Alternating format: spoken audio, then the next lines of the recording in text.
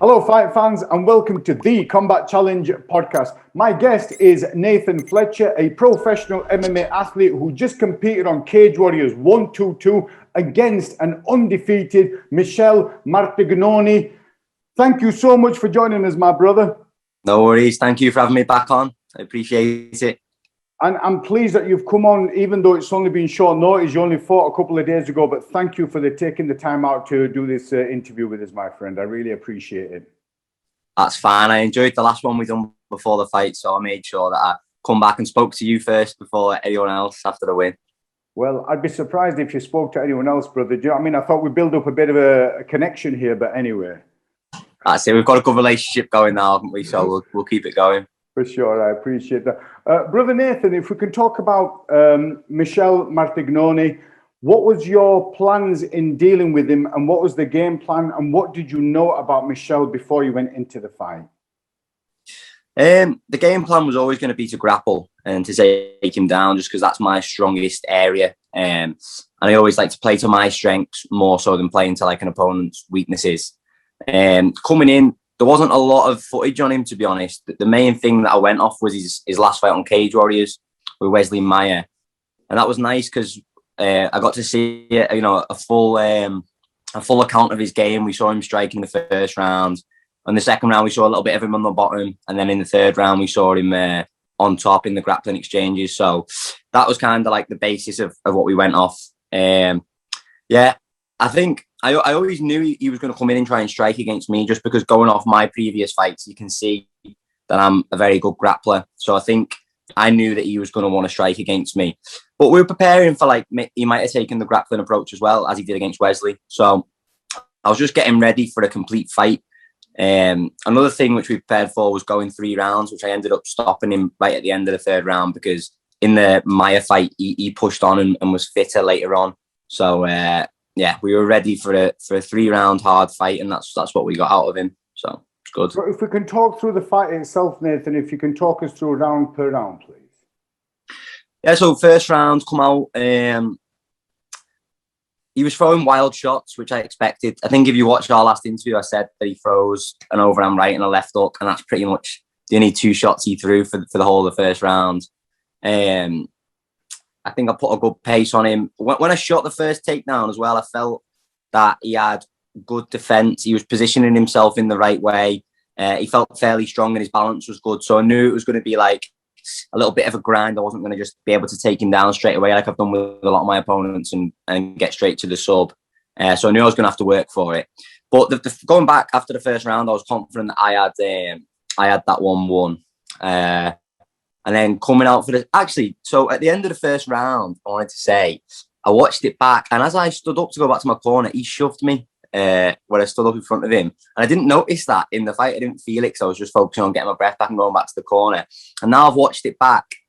I'm not happy with Michele, to be honest. He wasn't a very respectful opponent, so I picked up on that. And then coming out in the second round, he was smirking across me from across the cage. Like he half thought, like, oh, I've got you now or whatever. So I come out, went back to the same game plan, putting a pace on him, a lot of wrestling attacks. I shot probably 12 or 13 takedowns in the whole fight, so I was putting on a fast pace on him.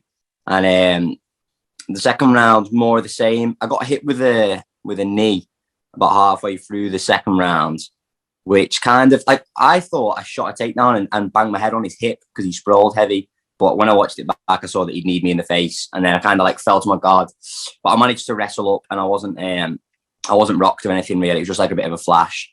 And then I'll be honest, going back after the second round, I thought I was 2 rounds up, but I was always going to be looking for the finish, just because you can never be sure with the judging. You don't want to leave it in the hands of the judges, obviously. So then coming out for the third round, I looked across the cage, and he wasn't smiling anymore. He looked very fatigued. He was breathing heavy. So I knew then that, like, if I put it on him this round, I've got a lot of faith in my fitness. I do a lot of strength and conditioning, and I knew I was going to be able to push for the last round. So I was definitely confident coming out in the third that I was going to be able to go and put it on him and definitely win the round, and obviously get the finish as well, which I did do. So third round, more of the same, just back on him, put a fast pace on, more shots. I got to the back. So that was another thing. The story of the fight was I was getting to his back in every round. but he was doing a good job of changing the angle a little bit and making me slide off the top of his back because he was just adjusting slightly, so my back wasn't in line with his. My chest wasn't in line with his back. And then in the third round, when I jumped my hooks in, there's a small bit that you can see if you watch the fight, and I adjust and I get my back like parallel with his, and that's when I knew like, right, I'm in a solid position here now. I can start attacking the choke. And then he was hand fighting well and stuff, but I ended up just being persistent and squeezing for fucking dear life, and I ended up getting the submission with like 30 seconds to go. So I was made up to get that finish. And I think on the ending, did he end up kind of releasing one arm, and you for a short time you had him with just one arm around his neck? Yeah, he had his finger in my glove. He was fighting hands, and then obviously it happened. He's trying to strip the grip, and he had his fingers in my glove. And I was just controlling my arm, but I was still putting the squeeze on. I was pulling my elbow back and still like applying the choke. And then when I managed to get my hand free, I just locked it up on my bicep, and my hand wasn't even behind his neck, so he could have peeled it down, but I was just squeezing so hard that even with both his hands pulling off, he couldn't strip my grip, and I managed to get the submission. So I was made up with that. Well, he'll always remember that, brother, because he was undefeated. I think he was 4-0 before he fought you? 6-0. Yeah. 6-0, brother. No more, my friend. Someone's all had to go, and it was poor Michelle who's all had to go, brother. And are you now 5-0? Is that right? 5-0 with 5 finishes, all on Cagewarriors, yeah. So, Michelle, that chapter's done. You did the plan, preparation, the game plan, did the fight, executed, won the fight. That's now in the rearview mirror. What's the future hold for Nathan? Is anything you've talked about with your coaches? Before we go on to that, I just want to mention one more thing to do with that fight with Michelle. So everything was going to plan. The weight cut went perfect. The training camp went perfect. Everything was right. And the fight went to plan as well. But the morning of the fight, I woke up and I had terrible stomach pains. And I actually had food poisoning all the day of the fight, which all my teammates in that know now, and my friends and family. But at the time, I didn't tell anyone because I didn't want to worry anyone. And I half thought, if I don't think about this and mention it, then it's just going to go away.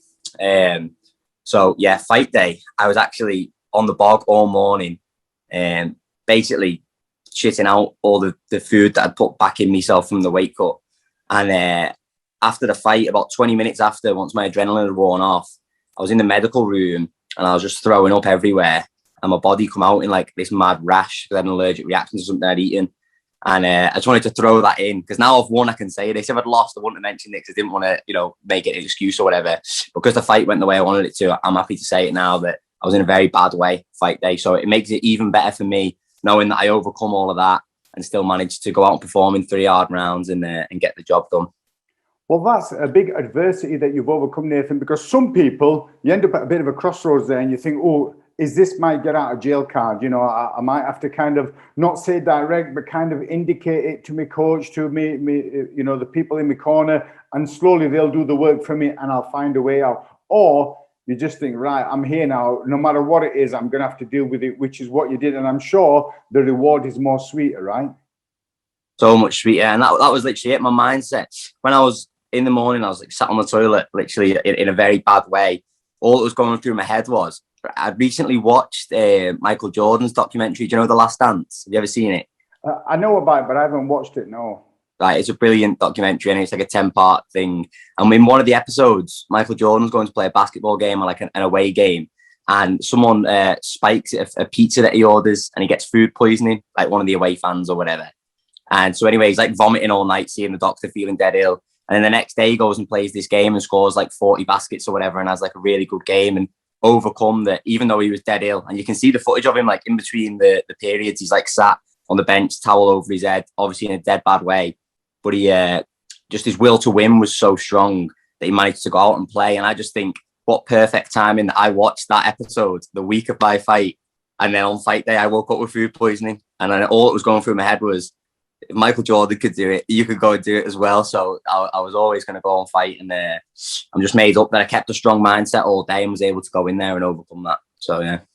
Now, brother, talking about being on the bog, right?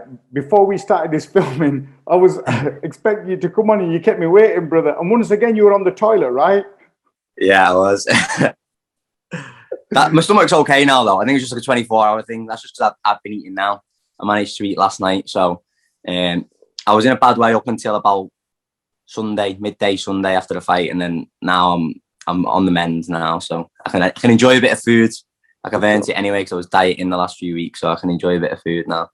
And obviously, putting that aside, did you sustain any injuries that will keep you out for a while, or are you okay?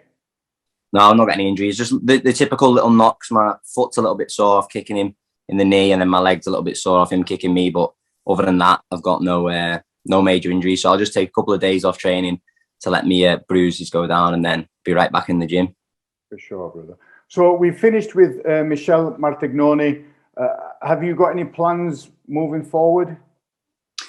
I'm just going to see what happens. I know Cagewarriors are thinking of doing another trilogy in June, so that's perfect time for me to get back in there. I'm in no rush to fight for the belt or anything. I'm 5-0. I'm very happy with the way my career is going so far. I'm very happy with where I'm at, where my skills are at, and everything. So everything's happening the way I want it to. So as long as I just keep training hard and keep fighting regularly with Cagewarriors, I know that by the end of this year I should be fighting for the Cagewarriors title. But I'm not going to call for the shot next because, like I said, I'm still only 5-0. Do you know what I mean? I've still got a lot of room to grow and a lot of experience to get before I go off to the UFC. So I'm just happy to take another hard fight with someone with a good record in June, whoever that may be, whoever Cagewarriors want to give me, and and then just keep beating them, keep putting them away, keep getting finishes, and hopefully I'll get that title by the end of this year. Who else was in your corner as part of your corner team, and what role did they play? I had Paul Rimmer, who's my head coach, in my corner, and Ellis Hampson. They're my two main cornermen every fight.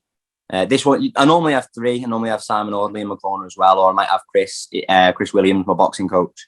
But because of the COVID regulations, unless it was a title fight, you're only allowed two cornermen. So in that case, I always have Paul and Ellis, who are like my two main coaches anyway. So that's brilliant, and especially with no crowd, you can just hear them so much clearer. And every bit of instructions they give you, you almost feel like you're cheating in there because there's certain things that you don't see. And then you've got two black belts, like world-class coaches, do you know what I mean, sat in your corner just giving you advice. And I almost feel like I'm cheating having them there. But it's brilliant. They've always been in my corner, and they're the best corner team I could ask for, 100%. Well, the head honcho of Next Generation, Coach Paul Rimmer, I've spoken to him, and he's coming on next week. So I'm really excited to hear about his martial arts journey, because there'll be things that people will know him as a coach and the stable of fighters that he's created, but they might not know his backstory, right? Yeah, definitely. Paul's got a very interesting story about how he got into MMA, and he had more of like a traditional martial arts background before he started getting into jiu-jitsu and stuff like that. So he's got a boss story. I'm sure he'll come on and tell it you next week, and that'll be a brilliant podcast. I'll definitely listen to that. Nathan, thank you so much for coming on so soon after having your fight, and hopefully I look forward to having you on future podcasts, my brother. No worries at all. Thank you for having me on, and definitely when the next fight gets announced, I'll come back on and we'll do another one then.